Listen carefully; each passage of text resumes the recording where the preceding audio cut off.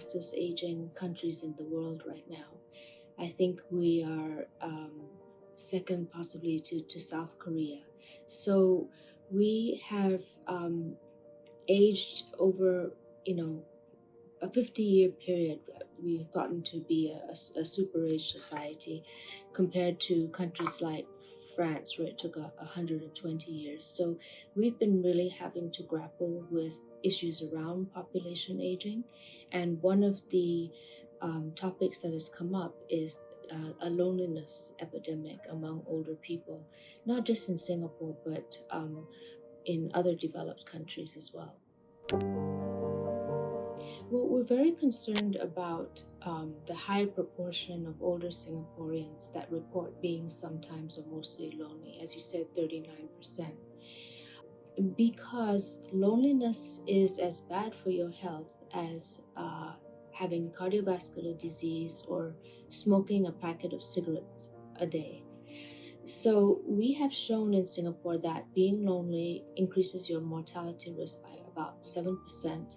It decreases your life expectancy by about 5 years, and it decreases your healthy life expectancy about 4 years. So, given impact that loneliness has on health, we think it's critical to find ways to alleviate loneliness or to be more preventive, to work upstream so that people don't become lonely as they grow older.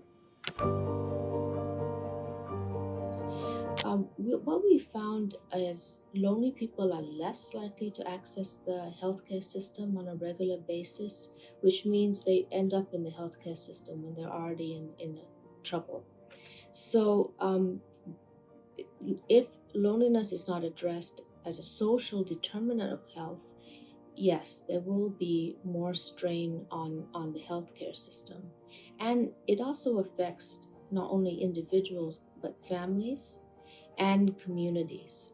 So we need to think about ways to work with individuals, families, and communities to find strategies to alleviate loneliness.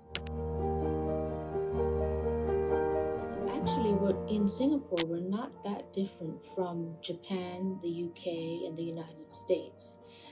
Japan in 2022 appointed a minister for loneliness. And in the UK, Theresa May appointed a minister for loneliness. So the number 39% of lonely older Singaporeans is close to what they're finding in Japan and the United Kingdom. So what I think is happening is in Singapore, in particular, is this, or our society is always focused on productivity. And we have a mandatory retirement age at currently 65, with the option to extend till I think it's 68 at the moment. What happens when an older person retires at 65 is they have another, even our average life expectancy is 84 years, they have another 20-25 years and no clear idea of what they're going to do. And that's why I said meaning and purpose is hugely related to feeling lonely, because the way we define loneliness is feeling left out and lacking companionship.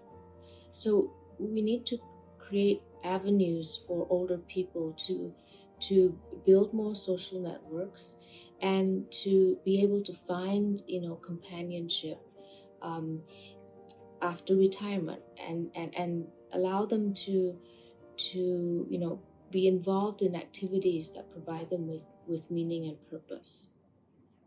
A issue in Singapore is that employers have a traditional view of older people that after 65 they're not able to really contribute, when in actual fact they can contribute in many ways. So if you think about intergenerational programs, just having one connection with another person can help to alleviate loneliness, because you feel like you're connected with the world and thus not lonely. not all lonely people are the same.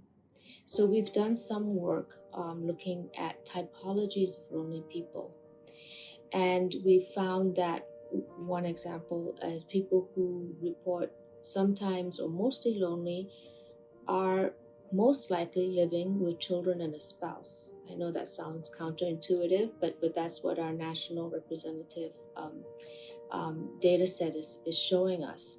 And I think what's happening there is that the older person doesn't feel they lack companionship in that family setting.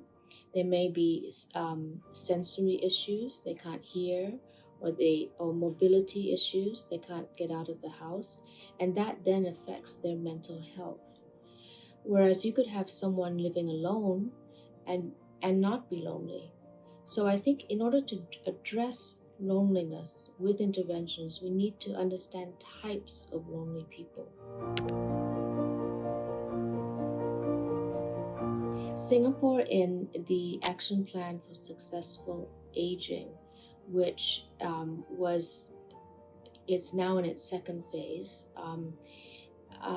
really is promoting volunteering and lifelong learning as activities for older persons. And currently, about 10 to 12% of older persons above the age of 60 volunteer. So we still have quite a low percentage, and we're hoping to grow that over time. In terms of lifelong learning, Singapore has set up a National Silver Academy and provides older people with 500 Singapore dollars a year to attend courses. And that has been pretty successful.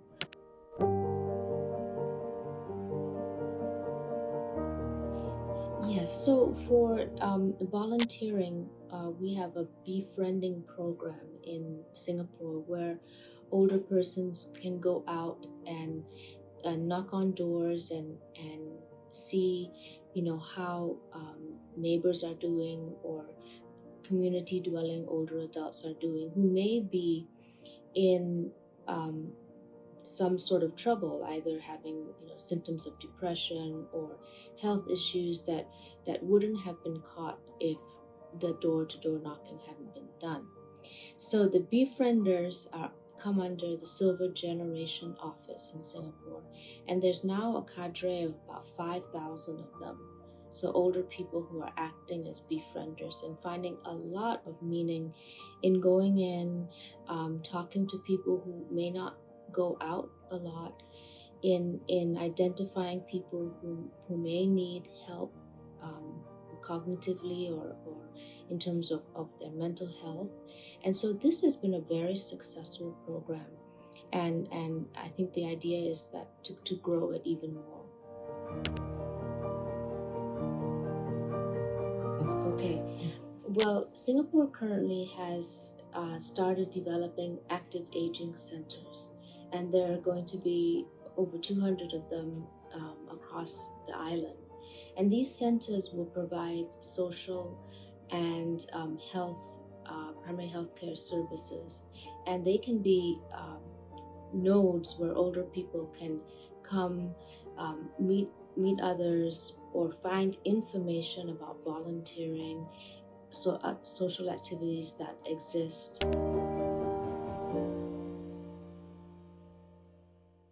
They feel that they have, again, meaning and purpose in life, or they have a companion. They have someone who is a real companion that they can talk to about issues. That seems to be what keeps people going, even if they have health issues. So I think, again, coming back around to loneliness, it's such an important topic because it really affects life expectancy and healthy life expectancy.